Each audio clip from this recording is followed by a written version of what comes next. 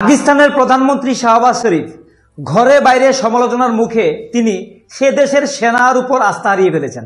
এখন কি করছেন? এখন জঙ্গি অনুপ্রবেশ ঘটাচ্ছেন। কাশ্মীরের সাম্বা বর্ডার দিয়ে 7 জন জঙ্গি প্রবেশের মুখে ভারতের বর্ডার সিকিউরিটি ফোর্স আটকে দিয়েছে। তাদেরকে খতম করে দিয়েছে 7 জন জঙ্গিকে।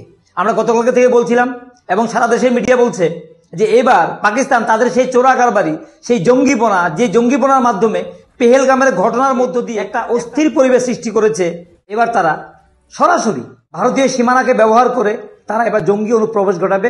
এবং সে আগে বিমান হামলা এবং আমরা দেখেছি পুলওয়ামা অ্যাটাকের ঘটনা আমরা দেখলাম। এই ধরনের অ্যাটাকগুলি করার তারা চেষ্টা করবে, অর্থাৎ ভারতের ভেতরে ঢুকে এবার গুরুত্বপূর্ণ জায়গাগুলিতে অ্যাটাক করার চেষ্টা করবে।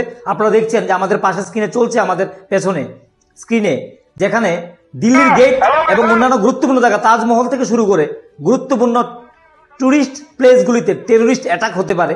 আগে থেকে এই জায়গাটাকে হাই প্রোফাইল জোন হিসেবে এটাকে কভার করছে এবং হাই সিকিউরিটি দিয়ে রাখার ব্যবস্থা করা হয়েছে। পাকিস্তান তার চিরাচরিত প্রথা, তারা সেই জঙ্গিপনার মধ্যেই লড়াই করতে চায় এবং কার্গিল যুদ্ধে যা হয়েছিল, কার্গিলে জঙ্গি সেই লড়াইটা লড়েছিল। এবার আবারও সেই জঙ্গিদেরকে দিয়ে কিন্তু ভারতকে আটকানোর চেষ্টা করা হচ্ছে, যদিও এই দফা এটা সম্ভব হবে বলে মনে হচ্ছে না। কোনোভাবেই সম্ভব না, কোনোভাবে এটা সম্ভব হবে না। কারণ এবার সারা বিশ্ব দেখছে, চীন বলছে যে ভারত আমাদের প্রতিবেশী, পাকিস্তানও আমাদের প্রতিবেশী, তো আমরা দুজনেই আমাদের প্রতিবেশী।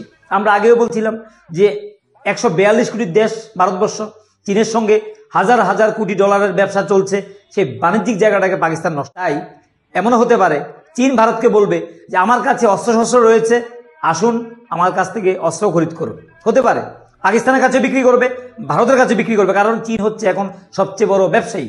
আর আমেরিকা বলছে যে ভারত পাকিস্তান তাদের দেশের সমস্যা তারাই সমাধান করুক, কারণ ভারতও চায় যে আমেরিকাকে কিছু করতে হবে না, শুধুমাত্র চুপ থাকে, আমরা বাকি বন্দোবস্ত করে ফেলব। অর্থাৎ পাকিস্তান আশা করি আগামী 7 থেকে 10 দিন পর ইতিমধ্যে পাকিস্তান আন্তর্জাতিক মুদ্রা ভান্ডার থেকে লোনের ব্যবস্থা তারা দাবি করছে, তারা ঋণ চাইছে। ভারত এর প্রতিবাদ করছে, প্রতিরোধ করবে আশা করি। পাকিস্তান ইতিমধ্যে ঘটিবাটি নিয়ে ভিক্ষাবৃত্তি শুরু করে দিয়েছে পাকিস্তান। আর কোনো উপায় নেই, আর বেশি দিন নেই। এই যুদ্ধ, ইউক্রেন যখন 39 মাস ধরে লড়াই করছে, সেই পাকিস্তান 39 দিন পর্যন্ত লড়াই করতে পারবে কিনা এবার দেখার হচ্ছে।